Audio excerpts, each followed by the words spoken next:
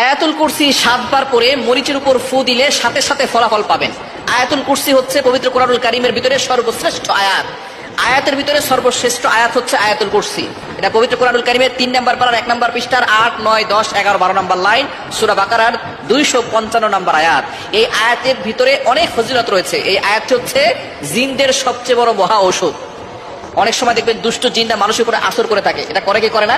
অনেক সময় বদনজর লেগে যায়, অনেক সময় ব্ল্যাক ম্যাজিক করা, জাদুটনা করে, কুফরি কালাম করে। এই কারণে কিন্তু মানুষ অসুস্থ হয়ে যায়। দিন দিন প্রত্যেকটা ঘরে ঘরে জাদুটনার সমস্যা বেড়ে যাচ্ছে, ব্ল্যাক ম্যাজিকের ছড়াছড়ি হচ্ছে। নবীজি সাল্লাল্লাহু আলাইহি সাল্লামকেও জাদুটনা করা হয়েছিল। সুতরাং আয়াতুল কুরসি আপনি অবশ্যই পড়লে ভালো ফলাফল পাবেন।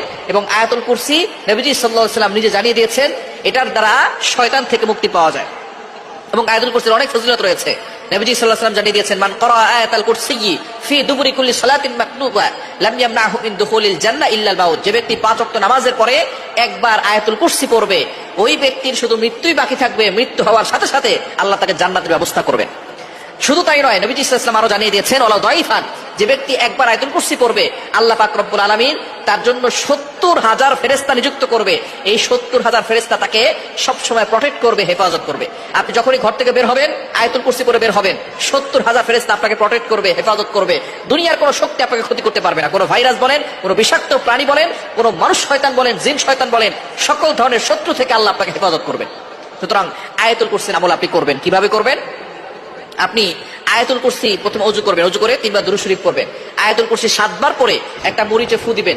মরিচে ফু দেওয়ার পরে ওই মরিচটা আপনি একটু আগুনে পোড়ানোর পরে সেখান থেকে একটা ঘ্রাণ আসবে। এই ঘ্রাণটা যদি কাউকে জিনে ধরে অথবা কাউকে জাদু করা হয়, জিনে ধরার পরে ওই মরিচটা যদি তার নাকে সামনে নিয়ে যান, তাহলে দেখবেন একটু ঘ্রাণ দিলেই সেই জিন সেখান থেকে চলে যাবে, তাকে আর আসর করতে পারবে না।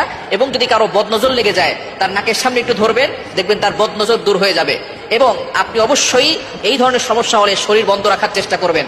আয়াতুল কুরসি আর 4 কুল, সূরা কাফিরুন, সূরা ইখলাস, সূরা ফালাক, সূরা নাস, এই 4টা সূরা দিয়ে এবং আয়াতুল কুরসি পড়ে বুকে ফু দিবেন আর হাতে ফু দিয়ে পুরো শরীরে মাসাজ করবেন। শরীর বন্ধ থাকবে, দুনিয়ার কোনো শক্তি আপনাকে ক্ষতি করতে পারবে না। আল্লাহ আপনাকে হেফাজত করবে, দুনিয়ার কোনো শক্তি আপনাকে ক্ষতি করতে পারবে না। সুতরাং এ বিষয়ে আমরা অবশ্যই সতর্ক থাকার চেষ্টা করব।